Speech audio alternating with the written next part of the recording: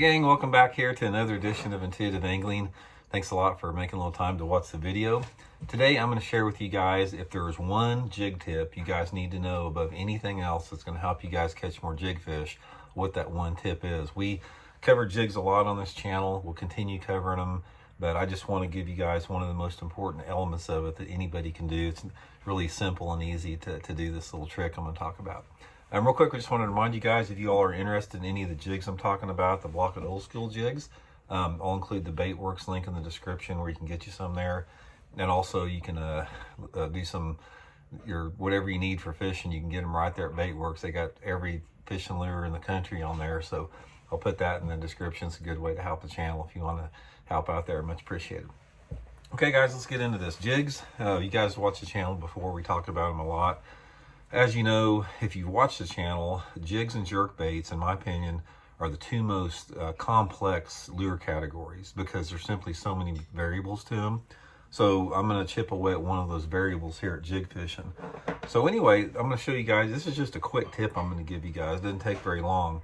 But when you get a jig out of the factory, a lot of times the way the skirt, it hangs on the jig, it has a lot to do with how many strands are used. It has to do with how the skirts are put together. They're not all exact, especially on the hand-tied jigs like the block of old school jigs. But basically, this is sort of what you have here. Now you can see that our jigs, they're not real uniform and level. A lot of the jigs you get are completely uniform and level.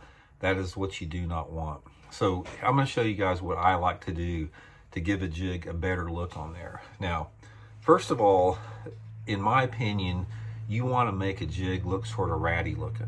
And when I say ratty looking is you want to, you don't want any type of regularity to the skirt. You want to make it as irregular as you possibly can. And a lot of it also has to do with the type of trailer you use, whether you're, hanging a trailer, off like a chunk style or whether you're threading it. But what you want to do is you want to learn how to trim the skirt. And what you need is a good pair of scissors. And when you trim a jig skirt, guys, don't ever think in terms of like just cutting the jig skirt. What you want to do with it is you want to come in and cut maybe 1 or 2 strands at a time like this.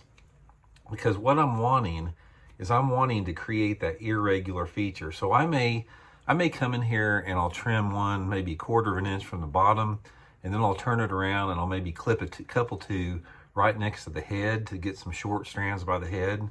And I'll go all around the jig and I'll do that to make it real irregular looking. Want it as irregular as you possibly can.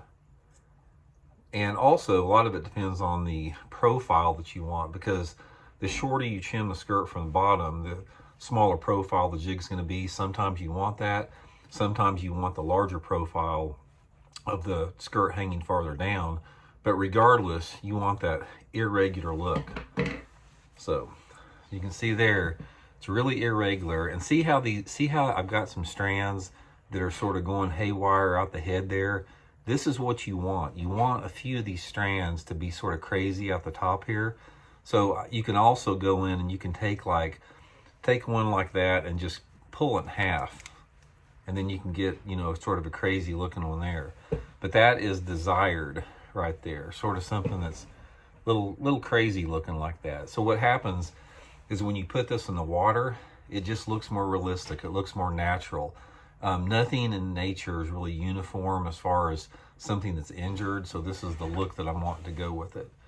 So anyway, guys, that's just a nice little simple tip. Make your jig skirts sort of ratty looking like that. Just look at that. It's sort of ratty looking, and it will definitely add up to some more fish, because one of the things about jig fishing you have to realize is that when you have a jig on the bottom like this, say this jig is laying on the bottom like that, these bass will nose down on this jig like this, and they get all around it and they'll study that jig.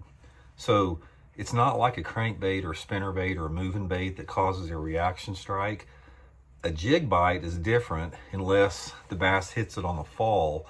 But if you got this jig on the bottom and you're sort of just bouncing along the bottom like that, like I said, these fish will get all around it and they'll nose up on it. And the more, realistic that you can make that, the more chance you got to trick that fish into biting. So there it is, guys. Get you a pair of scissors, get you some block of old schools there at Bait Works, do a little trimming on them, and eventually you'll get the feel down. You'll get it down where it's second nature, and you'll look at it and say, man, that looks really good right there. And not only will it get you more bites, but it gives you more confidence. If you are using a bait that you know a lot of people don't are using, modification like that, it's good to build your own personal confidence. So anyway, guys, thanks for tuning in, and please, if you don't mind, hit that subscribe button. We still got 60% of you dudes that are watching these videos are not subscribed to the channel, so much appreciated if you could hit that, and we'll tune in later. See you, or we'll talk later.